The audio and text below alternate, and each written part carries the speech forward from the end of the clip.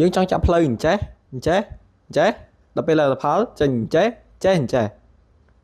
ចឹងយើងត្រូវការ tool plugin 2គឺ Coffeelog ហើយនិង Fredo 6 tool នេះអញ្ចឹងដំបូងគឺខ្ញុំ move ផ្លូវយើងឡើង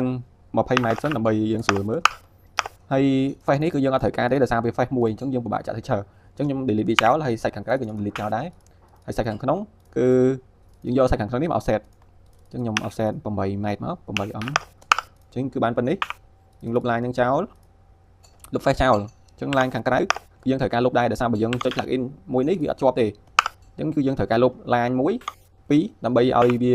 ជាប់សាច់គ្នាអញ្ចឹងខ្ញុំ select ទាំងអស់តមកទៀតយើងចុចលើនេះមួយ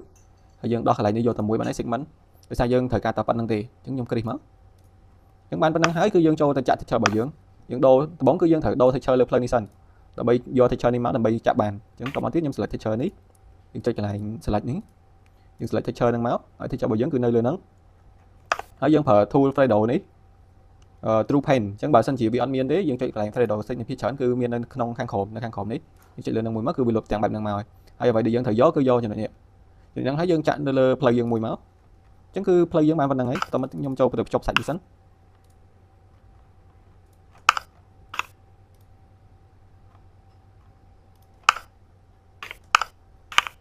ហើយយើង smooth វាមកហើយយើងអាចចាក់ texture នេះពីលើទៅហើយយើងចាំ start ម្ដងទៀតតោះមកខ្ញុំចូលកន្លែងនេះបងគឺខ្ញុំ select texture សិនខ្ញុំចុច B អក្សរ B ហើយខ្ញុំចុច R ឲ្យចប់ដើម្បី select texture តមកទៀតយើងចុចលើ plugin របស់យើងហើយយើងចាក់លើហ្នឹងមកអញ្ចឹងគឺវាបានផ្លូវស្អាតហើយបើសិនជាករណីដែលវាអត់បានទេយើងអាច select លើហ្នឹងទៅ texture លើហ្នឹងមកនេះចេញ90 degree ទេពេលខ្លះយើងចាក់ដំបូងគឺចេញចឹងអញ្ចឹងយើង select ហើយយើងចុចកន្លែង90 degree ហ្នឹងមកហើយយើង move វាទៅកន្លែងណាដែលស្អាតមកហើយយើងចង់ zoom scale ក៏បានដែរនៅលើនេះយើង zoom scale ប៉ុណ្នេះមកឧទាហរណ៍ថាប៉ុណ្នេះចុះ